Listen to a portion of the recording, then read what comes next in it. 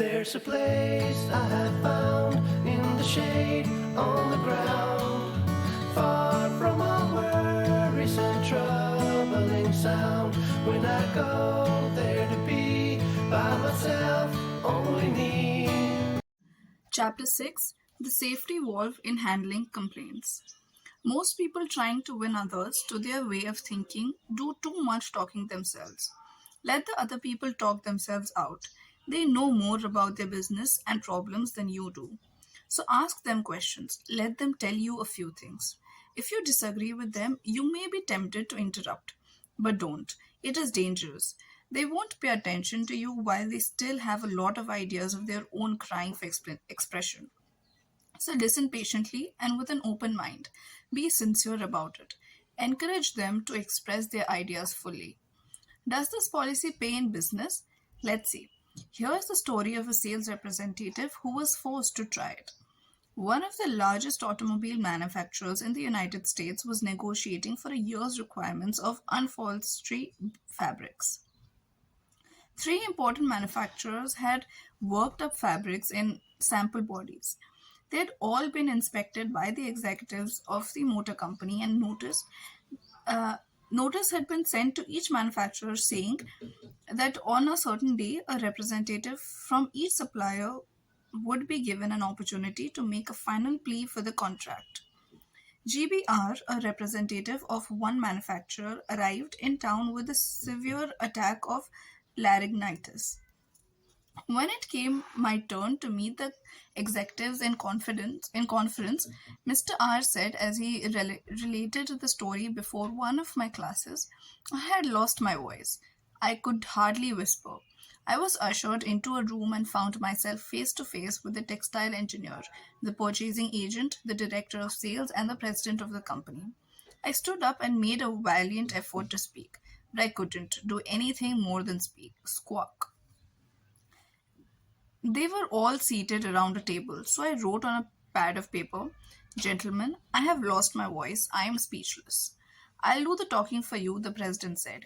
He did. He exhibited my samples and praised their good points. A lively discussion arose about the merits of my goods. And the president, since he was talking for me, took the position I would have had during the discussion. My sole participation consisted of smiles, nods, and a few gestures.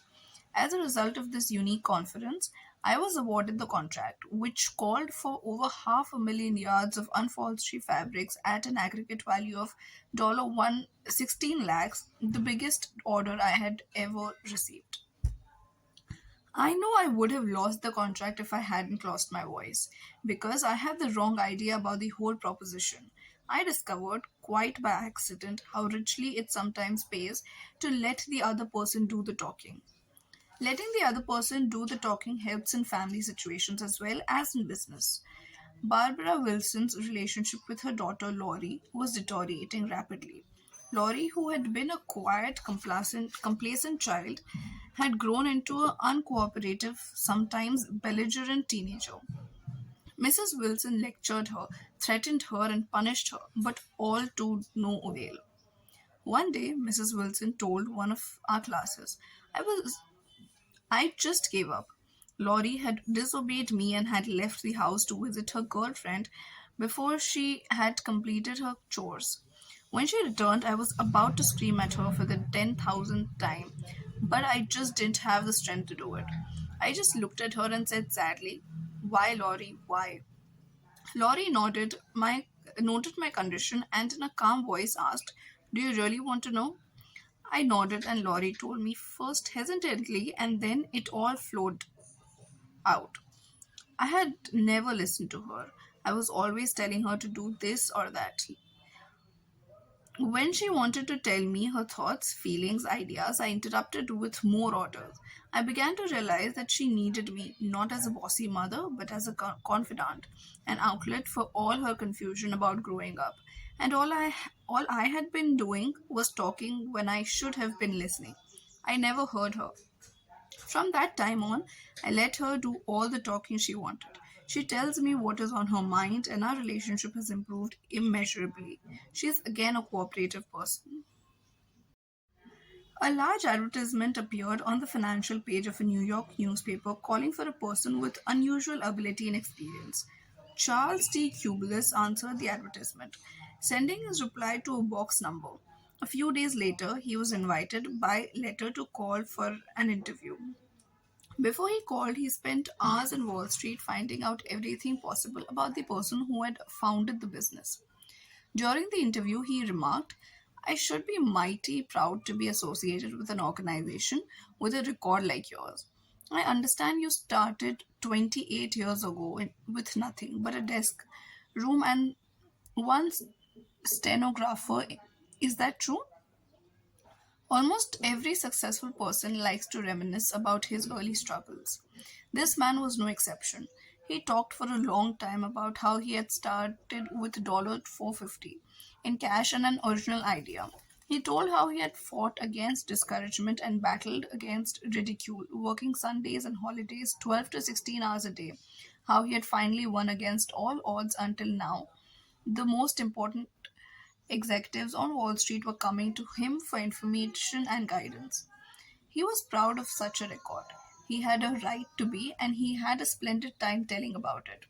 Finally, he questioned Mr. Cubulus briefly about his experience, then called in one of his vice presidents and said, I think this is the person we are looking for.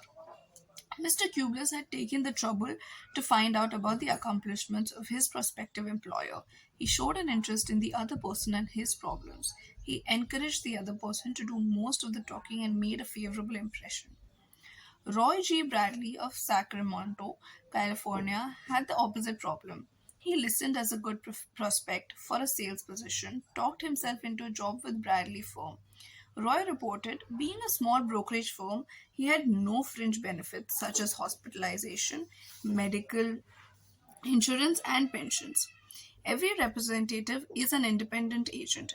We don't even provide leads for prospects as we cannot advertise for them as our larger competitors do. Richard Pryor had the type of experience he wanted for this position, and he was interviewed first by my assistant, who told him about all the negatives related to this job. He seemed slightly discouraged when he came into my office. I mentioned the one benefit of being associated with my firm, that of being an independent contractor and therefore virtually being self employed. As he talked about these advantages to me, he talked himself out of each negative thought he had when he came in for the interview. Several times it seemed as though he was half talking to himself as he was thinking through each thought. At times I was tempted to add to his thoughts. However, as the interview came to a close, I felt he had convinced himself very much on his own that he would like to work for my firm. Because I had been a good listener and let Dick do most of the talking, he was able to weigh both sides fairly in his mind, and he came to the positive conclusion, which was a challenge he created for himself. We hired him, and he has been an outstanding representative for our firm. Even our friends would much rather talk to us about their achievements than listen to us boast about ours. La Rochefoucauld, I think, the French philosopher said, if you want enemies, excel your friends. But if you want friends, let your friends excel you. Why is that true? Because when our friends excel us, they feel important. But when we excel them, they, or at least some of them, will feel inferior and envious. By far the best liked placement counselor in the Midtown Personnel Agency in New York City was Henrietta G. It hadn't always been that way. During the first few months of her association with the agency, Henrietta didn't have a single friend among her colleagues. Why? Because every day she would brag about the placements she had made, the new accounts she had opened, and anything else she had accomplished. I was good at my work and proud of it, Henrietta told one of our classes.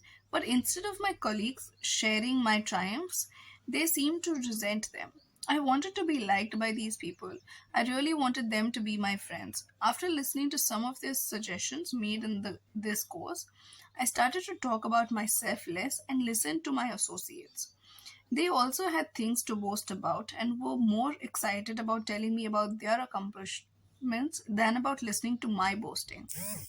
Now, when we have some time to chat, I ask them to share their joys with me, and I only mention my achievements when they ask.